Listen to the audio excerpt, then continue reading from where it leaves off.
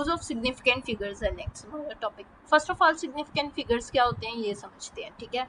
मैं आप लोगों को बुक को छोड़ के पहले सिर्फ कंसेप्ट इसलिए देती हूँ, जब तक इंसान को कंसेप्ट समझ नहीं आता तब तक बुक की रीडिंग करते रहो, वो सारी चीज़ें ऊपर को जानी होती हैं। मेन बात होती है कि आपको उसका कंसेप्ट, उसकी बिहाइंड स्टोरी अगर आपको याद है तो आपकी एक लॉन्ग टर्म मेमोरी उसकी बन जाती है। अब सिग्निफिकेंट फिगर्स ये होते हैं कि जब भी आप कोई वैल्यू लेते हैं, ठीक है, कोई भी अगर वैल्यू है तो ऐसा नहीं है कि उस वैल्यू के तमाम डिजिट्स जो हैं वो सिग्निफिकेंट है। किसी भी मेजरमेंट के तमाम डिजिट्स होते भी हैं किसी किसी कॉन्टेक्स्ट में, लेकिन मोस्टली ऐसा होता है कि वो जो ओवरऑल बहुत बड़ी मेजरमेंट है तो उसके तमाम फिगर्स जो हैं वो सिग्निफिकेंट नहीं होंगे। सिग्निफिकेंट का मतलब यानी इम्पॉर्टेंट, जिनको लिखना रिलायबल है, ठीक है।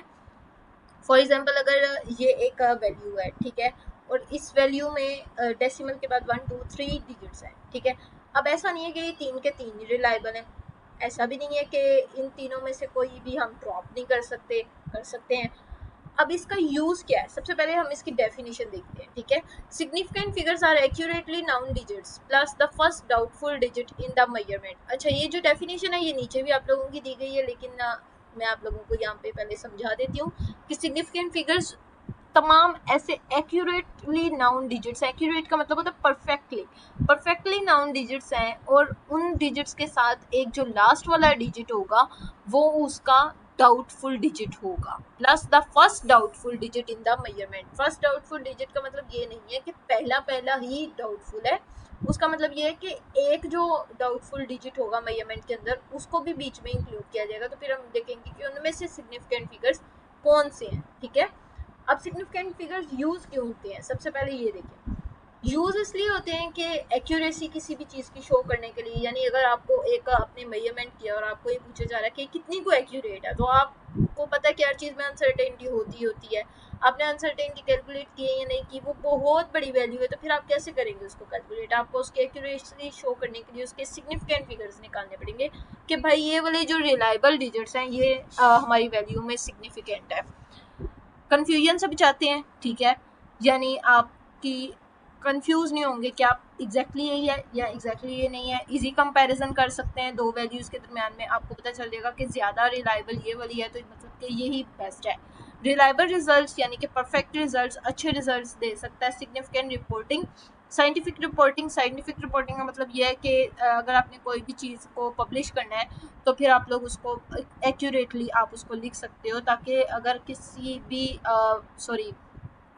किसी भी बुक में वो पब्लिश हुई और लोग उसको दोबारा से चेक करना चाह रहे हैं तो आपका जो आंसर है वो रॉन्ग ना हो, ठीक है। आपने उसको राउंडेड ऑफ किया हो या उसके साथ जो है ऐसा कोई मेथड किया हो जो आगे मैं आपको एक्सप्लेन करूँगी तो वो सही काउंट होगी। अब यहाँ पे एक छोटी सी एग्जांपल में लिखी है, while using a calculator the result of any calculation contains many digits after the decimal point. Decimal point के बाद कह रहा है कि बहुत बार ऐसा होता है कि आप जब कैलकुलेटर यूज़ करते हैं तो बहुत सारे डिजिट्स आ जाते हैं। ये जो डिजिट्स हैं वो कह रहा है कि एक दूसरे पर्सन को मिसलीड कर सकते हैं, मिसलीड का मतलब है मिसगाइड कर सकते हैं, जो कि क्या यूज़ कर रहा है वो फिगर्स इनटू बिलीविंग देम। कह रहा है कि वो बंदा वो तमाम फिगर्स को यूज़ कर करके लिखी जाएगा कि ये जो आपने रीडिंग ली है ये बिल्कुल करेक्ट है। ऐसा नहीं हो सकता कि इतनी बड़ी वैल्यू है तो वो तमाम के तमाम डिजिट्स जो जाई जा रहे हैं डेसिमल के बाद वो ठीक है। ये आप लोगों ने छोटी सी क्लासेस में भी राउंडिंग ऑफ का पढ़ा होता है, ठीक है। Hence they are use to be rounded off to the correct number of significant figures. कह रहा है कि इस तरह के तमाम डिजिट्स को जो है आप राउंड ऑफ कर देते हैं करेक्ट सिग्निफिकेंट फिगर्स हासिल करने के लिए। It is better to quote the result in scientific notation. कह रहा है कि इस तरह की एम्बिग्विटी का मतलब होता है कन्फ्यूजन, इस तरह की कोई भी कन्फ्यूजन से बचने के लिए सिग्निफिकेंट फिगर्स की आप मेन अच्छी बात यह है कि आप उसके लिए साइंटिफिक नोटेशन यूज़ कर लें। साइंटिफिक नोटेशन वाला सारा टॉपिक मैंने आप लोगों को पीछे स्टूडेंट समझाया हुआ है, अगर आप लोगों ने मेरी प्रीवियस वीडियो नहीं देखी तो आप लोग उसको देख सकते हैं। मैंने बहुत अच्छी तरह से आप लोगों को एक्सप्लेन किया हुआ है कि साइंटिफिक नोटेशन क्या है, इसको लिखा कैसे जाता है। अब अपना ये वाला टॉपिक देखते हैं। नेक्स्ट है कि फॉर एग्जांपल उसने बताया कि एक सेम चीज़ का अगर आप वेट करें एक इलेक्ट्रॉनिक बैलेंस मशीन के साथ, यानी कि जैसे उसमें आप लोग वेटिंग मशीन होती है ना, ये साइड बाय साइड तराजू की जगह ये इलेक्ट्रॉनिक तराजू की तरह काम करती है, ठीक है।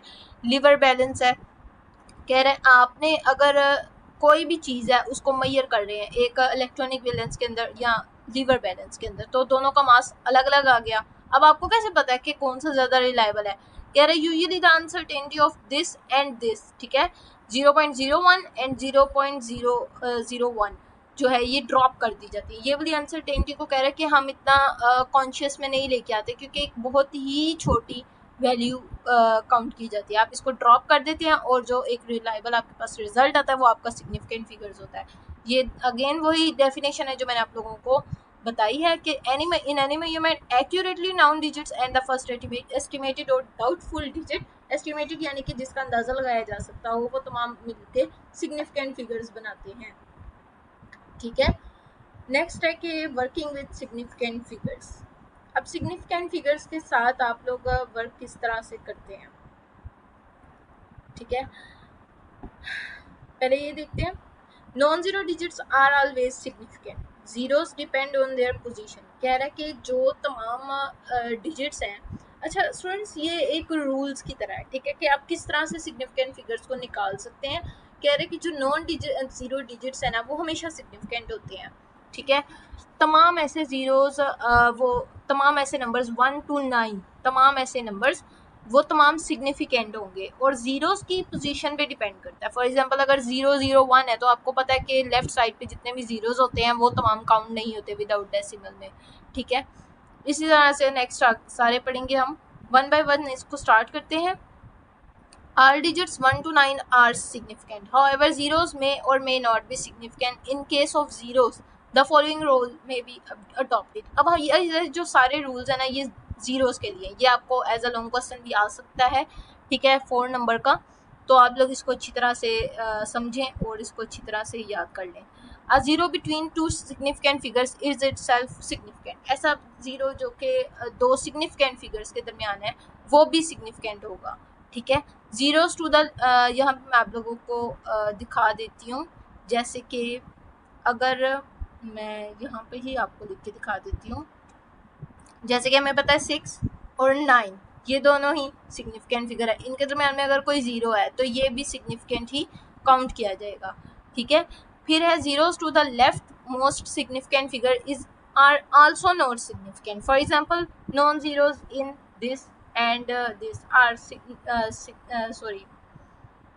zeros to the leftmost significant figures are not significant. For example, non-zeros, none of the zeros in this और this are significant. कह रहे कि इनमें से कोई भी ऐसा जीरो नहीं है जो कि सिग्निफिकेंट काउंट किया जाएगा, क्योंकि लेफ्ट साइड पे डेसिमल प्लेस पे ये वाला जो यहाँ पर अगर एक कोई डिजिट हो, कोई यहाँ पर लाई कर रहा हो, ठीक है, तो वो जीरो जो है वो सिग्निफिकेंट काउंट होता है। लेकिन अगर एक डिजिट यहाँ पे मौजूद है और उसके पीछे पीछे जीरोस जाए जा रहे हैं या एक और भी जा रहा है, तो वो ये भी और ये तीनों जीरोस ये तमाम जो है ये सिग्निफिकेंट नहीं है, ठीक है।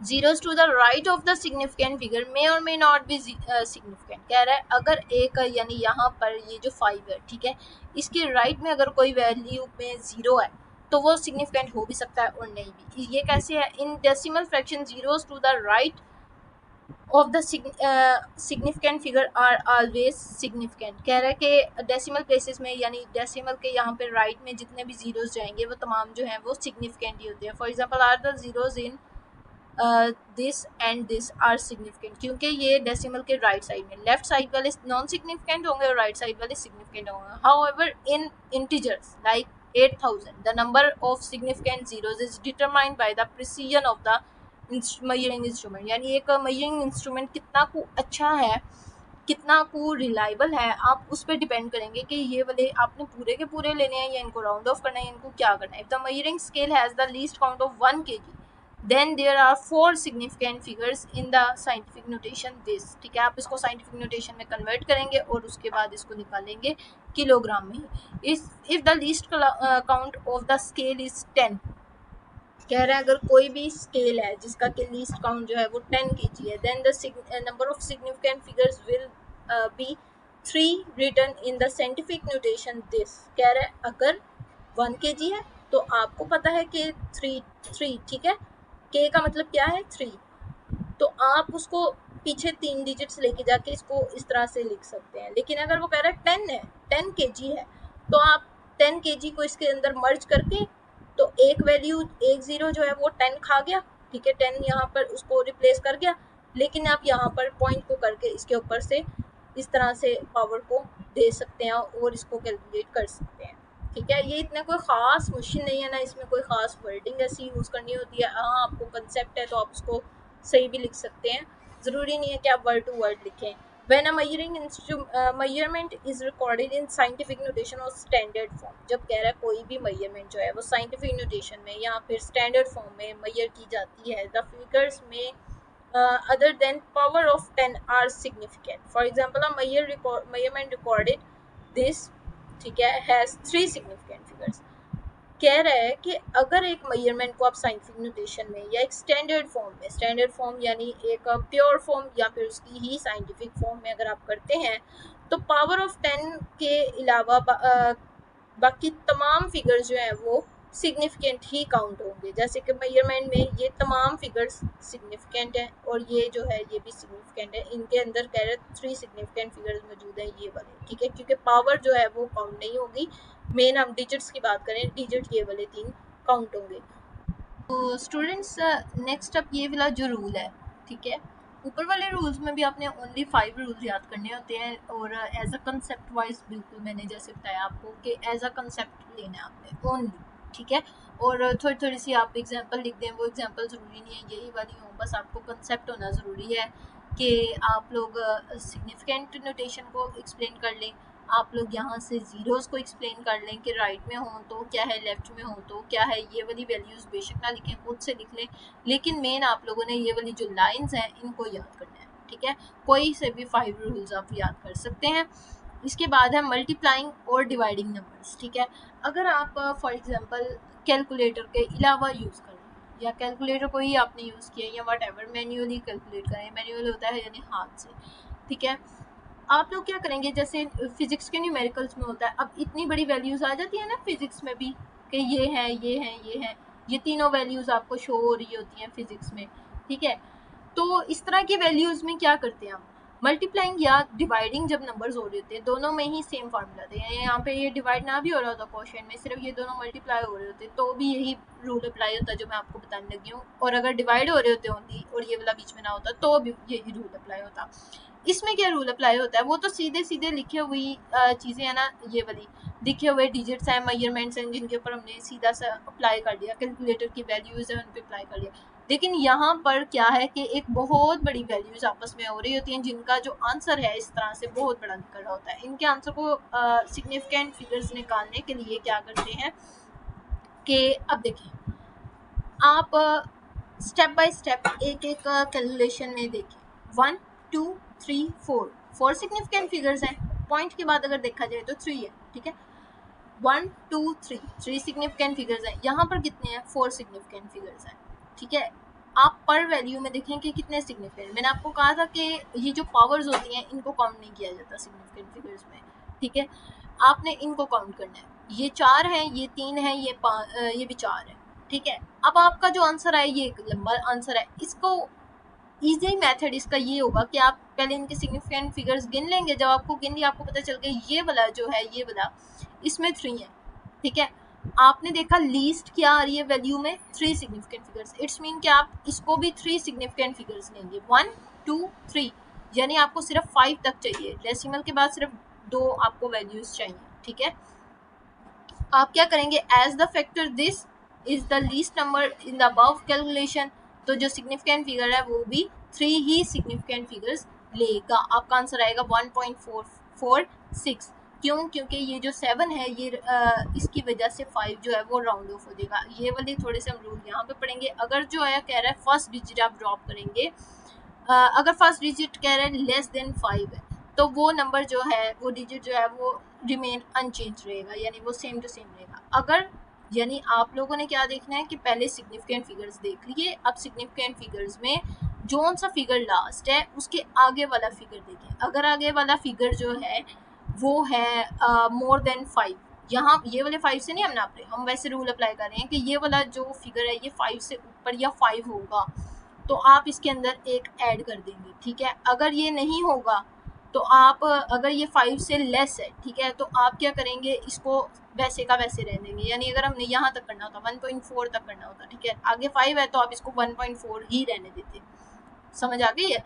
If the first digit drop is more than 5, then the digit to be retained is increased by 1. If the digit to be dropped is 5, the previous digit which is to be retained is increased by 1 if it is odd and retained such as if it is even. ठीक है, अगर even होगा तो वो same रह जाएगा और अगर ओड होगा तो उसके अंदर एक ज़्यादा हो जाएगा। अगर एक जो ड्रॉप हमने किया है वो 5 से ज़्यादा है, यानी ड्रॉप यहाँ से हम क्या कर रहे हैं 5, ठीक है।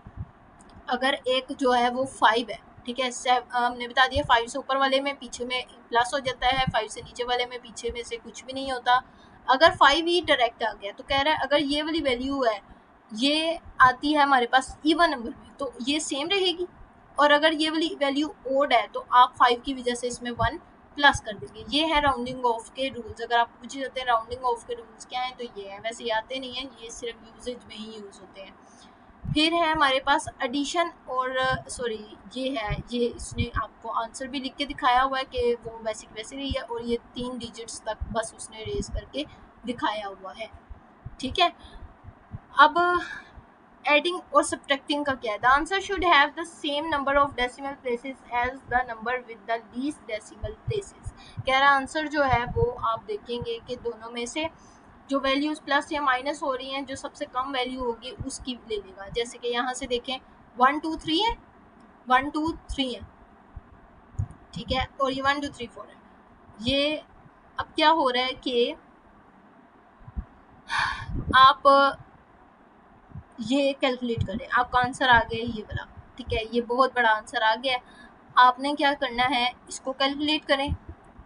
इसके बाद कितनी है डेसिमल प्लेसेस 1 है, इसके बाद डेसिमल प्लेसेस यहाँ पे राइट साइड को गिननी है आपने, ठीक है। उसमें क्या था, उसमें टोटल सिग्निफिकेंट फिगर्स गिनने हैं, इसमें क्या है डेसिमल के राइट साइड पे आपने गिनने हैं। 1 है, इसमें 2 है, इसमें 3 है, तो आप 1 वाले को रिटेन करोगे और इस पूरे के ऊपर राउंडिंग ऑफ का फार्मूला लगाओगे। आगे वाला 2 है, ये 5 रिमेन अनचेंज रहेगा। हमें कितने चाहिए 1 2 3, तो 1 2 3 में यहाँ पे आ जाएगा। अब इनको देखें, यहाँ पे देखें कि ये 1 2 3 4 5 डिजिट्स है, ठीक है, लेकिन डेसिमल के बाद 4 है, ये 2 है और ये 3 है डेसिमल के बाद। तो आप लोग क्या करेंगे, अब ये वाली वैल्यू हमारे पास आ गई है। अब हमें पता है सबसे ज़्यादा कम ये 2 वाला है, तो हम ये 2 वाला रूल इसके ऊपर अप्लाई करेंगे। ये देखें यहाँ पर राउंडिंग ऑफ लगेगा, यहाँ पर ये 2 के ऊपर राउंडिंग ऑफ लगेगा 7 की वजह से। 7 5 से बड़ा है, ठीक है, राउंडिंग ऑफ का हम रूल अप्लाई करेंगे तो 7 5 से बड़ा है, तो इसके ऊपर जो है ये 1 प्लस हो जाएगा और ये इस तरह से आ जाएगा। अब लिमिटेशंस है नेक्स्ट स्टूडेंट्स। लिमिटेशंस क्या है सिग्निफिकेंट फिगर्स की? ये जो 2 एरर्स हैं इनकी डेफिनेशंस मोस्ट इंपॉर्टेंट है, मैं आप लोगों को भी बताती हूँ। लिमिटेशंस ये हैं कि ये सिर्फ significant figures deal only with only one source of uncertainties that inherit in reading, ठीक है। रीडिंग स्केल में कह रहा है जो भी फॉल्ट्स होंगे ये सिर्फ उनके साथ डील कर सकता है। रियल एक्सपेरिमेंटल अनसर्टेनिटीज में है contributions leading to personal errors and sometimes it systematic errors. अब वो कह रहा है कुछ एरर्स ऐसे भी हो सकते हैं जो कि एक फॉर एग्जांपल एक इंसान है जिसको वर्नियर कैलिपर यूज़ ही नहीं करना आता या उसको न्यू यूज़ करना आता है, उसको बिल्कुल सही तरह यूज़ ही नहीं करना आता, तो आप ऐसे नहीं कह सकते कि ख़राबी वर्नियर कैलिपर्स के अंदर है, या आपको उसी के अंदर अनसर्टेनिटी को फाइंड करना पड़ेगा या उसी के अंदर सिग्निफिकेंट फिगर्स को यूज़ करना पड़ेगा। ऐसा नहीं होता, वो फिर उसके अंदर एरर है ये चीज़ को तो सिग्निफिकेंट फिगर्स ने बताया ही नहीं कहीं पे, ये इसकी लिमिटेशन है। लिमिटेशन होता है जो चीज़ वो एक्सप्लेन ना कर पाया हो अपनी चीज़ में, ठीक है। अब वो कह रहा है इसी तरह से सिस्टमेटिक एरर्स हैं तो वो भी वो नहीं बता सकता है। सिस्टमेटिक एरर की भी मैं आपको डेफिनेशन पढ़ाती हूँ।